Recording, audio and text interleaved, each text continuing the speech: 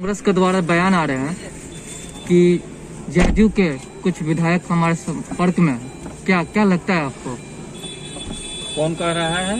कांग्रेस के द्वारा बार बयान आ रहे हैं, कभी आरजेडी के द्वारा आते हैं। कांग्रेस अपने विधायक को बचाए। देखिए, इस पर टीका टिप्पणी हम उल्टी नहीं कर सकते, इसलिए कि ना हम उधर से हैं ना इधर से हैं। केंद्र में हम लोग भाजपा के गठबंधन में हैं, हमारा ये कहना उचित नहीं। लेकिन एक बात और बता देते हैं, जब तक कोई स्पष्ट जवाब कहीं से नहीं आता हो, कोई औपचारिक, कोई कांग्रेस के नेता कह रहे हैं, कांग्रेस के नेता लिखित देंगे कि कौन विधायक उनके संपर्क में है। वो तो हवा महल बनाने के लिए कोई बना सकता है, हवा महल बनाने के लिए कोई बना सकता है। कल जदयू के प्रदेश कार्यकारिणी की बैठक में कहा गया ना कि भाजपा ने हमारे पीठ में खंजर भोंक दिया। हाँ। हम किसी मतलब उल्टी टिप्पणी नहीं कर रहे हैं, दोनों अभी गठबंधन में हैं। लेकिन एक बात बता रहे हैं कि बक्सर हमारा गृह जिला है। बक्सर विधानसभा में भाजपा के प्रत्याशी थे परशुराम चौबे। परशुराम चतुर्वेदी के साथ तो वहां गठबंधन में था जदयू, लेकिन जदयू के जिला अध्यक्ष जो विंध्याचल कुशवाहा थे, वो जदयू के ही कार्यकर्ता को वहां निर्दलीय चुनाव लड़ा दिए और अंत समय तक उसको पार्टी से टर्मिनेट नहीं किया गया, सदस्यता समाप्त नहीं की गई। और उनको हमने देखा है निर्मल कुशवाहा के साथ, निर्मल कुशवाहा रालोसपा के प्रत्याशी थे। ऐसे कई उदाहरण हम दे देंगे। आरोप लगाना बहुत आसान है, हवा महल बनाना आसान है कि हमारे साथ बहुत नेता संपर्क में हैं, हम सरकार बनाने जा रहे हैं। ठीक है, बना लीजिए तो बोलिए, ये सब कहना बेमानी है। एक और बात प्रश्न चिन्ह है, जल नल योजना के बाद ये नियोजित शिक्षकों की कितनी फाइलें गायब हो गई हैं, दो में से एक बात होगा। या तो शिक्षक ही हवा हवाई में होंगे, यही ना होगा, वो शिक्षक होंगे ही नहीं, ऐसे ही नाम चल रहा होगा, वेतन उठा रहे होंगे। और नहीं तो विभाग इतना लापरवाह है कि पूछना नहीं है। और एक बात और जान लीजिए, यह नियोजित शिक्षकों की प्रक्रिया उसी समय शुरू हुई है जिस समय माननीय अशोक चौधरी जी शिक्षा मंत्री थे, और इस वर्तमान सरकार में भी अभी शिक्षा मंत्री हैं अशोक चौधरी। इस पर तो स्पष्टीकरण अशोक चौधरी जी से मांगना चाहिए। अशोक चौधरी जी क्या कर रहे हैं, क्या जवाब दे रहे हैं? उन्होंने क्या सिस्टम बनाया था कि नियोजित शिक्षकों की फाइलें गायब हो गई? इन सब बातों का जो है हवा हवाई में काम चल रहा है, तो ठीक नहीं है।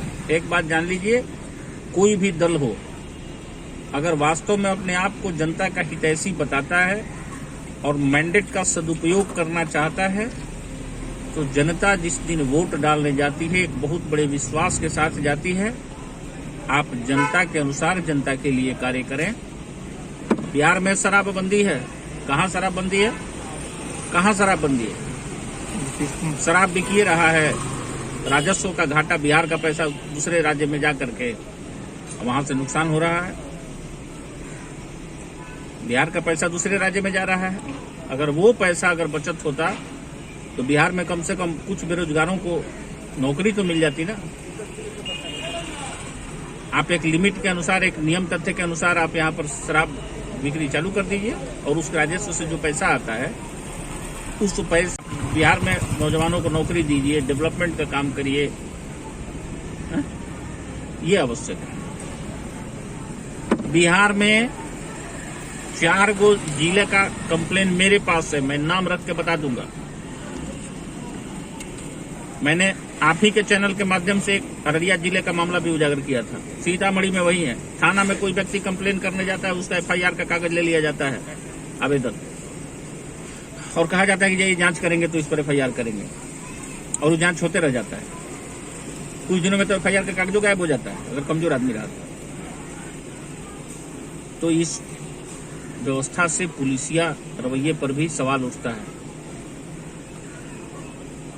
क्या लगता है? और माननीय के पास गृह विभाग है, माननीय इस पर चौकसी बरते हैं, अपने प्रशासन को कहें कि आपके पास कोई भी व्यक्ति अगर अपनी कंप्लेन लेकर आता है तो तुरंत उसको रजिस्टर करके और आप उस पर कार्रवाई करिए। अगर कंप्लेनेंट के कहने के बाद भी एक्यूज्ड जो पर्सन है, अगर उसमें कोई दोष नहीं है या दोष रहित है, तो आप उसको छोड़ दीजिए। लेकिन लोगों में एक भय पैदा होगा। बिहार में नौजवानों को नौकरी दीजिए, डेवलपमेंट का काम करिए, ये आवश्यक है। बिहार में 4 गो जिले का कंप्लेन मेरे पास है, मैं नाम रख के बता दूंगा। मैंने आप ही के चैनल के माध्यम से एक अररिया जिले का मामला भी उजागर किया था। सीतामढ़ी में वही है, थाना में कोई व्यक्ति कंप्लेन करने जाता है, उसका FIR का कागज ले लिया जाता है, आवेदन, और कहा जाता है कि ये जांच करेंगे तो इस पर FIR करेंगे, और वो जांच होते रह जाता है। कुछ दिनों में तो FIR का कागज गायब हो जाता है अगर कमजोर आदमी रहा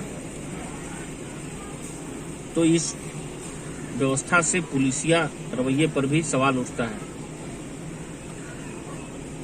क्या लगता और है? माननीय के पास गृह विभाग है, माननीय इस पर चौकसी बरते हैं, अपने प्रशासन को कहें कि आपके पास कोई भी व्यक्ति अगर अपनी कंप्लेन लेकर आता है तो तुरंत उसको रजिस्टर करके और आप उस पर कार्रवाई करिए। अगर कंप्लेनेंट के कहने के बाद भी एक्यूज्ड जो पर्सन है, अगर उसमें कोई दोष नहीं है वह या दोष रहित है तो आप उसको छोड़ दीजिए। लेकिन लोगों में एक भय पैदा होगा ना कि अगर हम कोई गलती करेंगे